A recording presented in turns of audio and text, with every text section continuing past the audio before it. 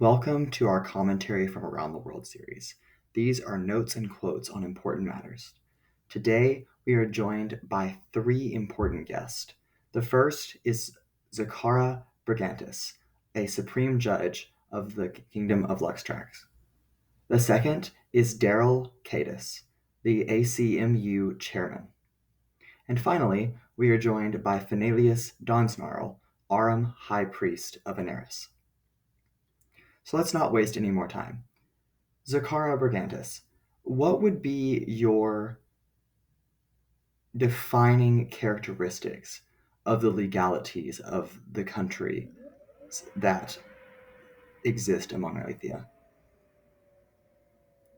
Oh, I would just really say that it is common practice for individual governments to reign sovereign over their respective countries and to pass laws where they see fit, depending on the type of governments that they lead.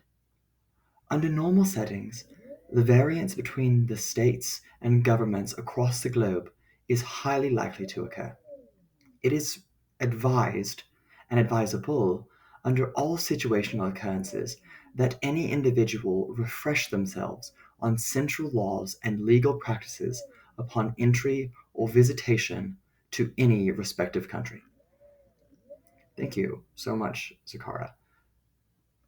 Those are definitely wise words. Now to Chairman Cadis, what is your description of magic and the use of magic on Aelithia? I would definitely say that magic and the use of magic on Aelithia is a highly common practice, both among the general populations of Aelithia and in governments. Magic, of course, has natural limitations based on the classification of the spell being cast, and we call these classifications levels. While the common standard of available magic spans across a spectrum of 1 to 9, with the addition of some cantrips and ritual casts. It is known often that the true magical spectrum ranges across a complete scale of 1 to 12, with spells and cast above that of 9 being labeled as forbidden, ancient, or spells reserved for deities that should not be utilized by mortal beings. Magical practice among the normal levels, that is, again, 1 through 9, cantrips and ritual cast included, can be privatized by individuals should they choose to learn via their own means.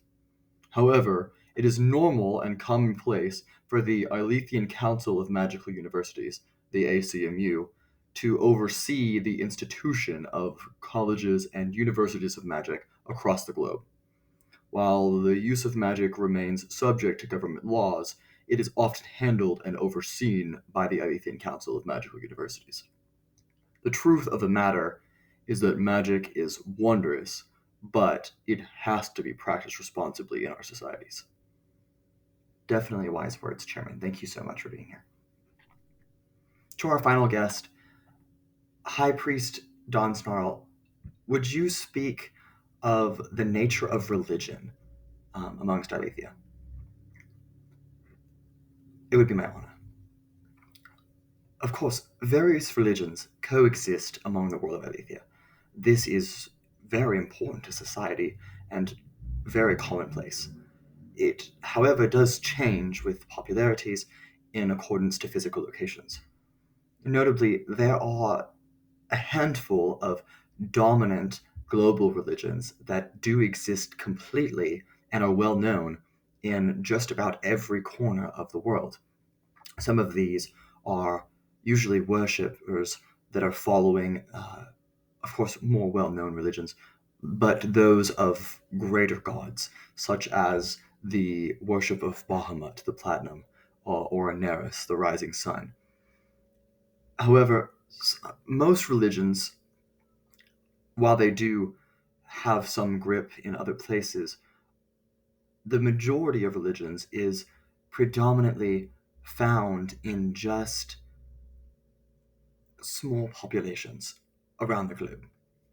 While there are those gigantic predominating religions that do hold the most people by geographical location, there are many more smaller religions that exist tucked away in certain pockets, if you will. So that would be my general description of religion on a holistic global scale. Thank you so much, High Priest Dawnsnarl.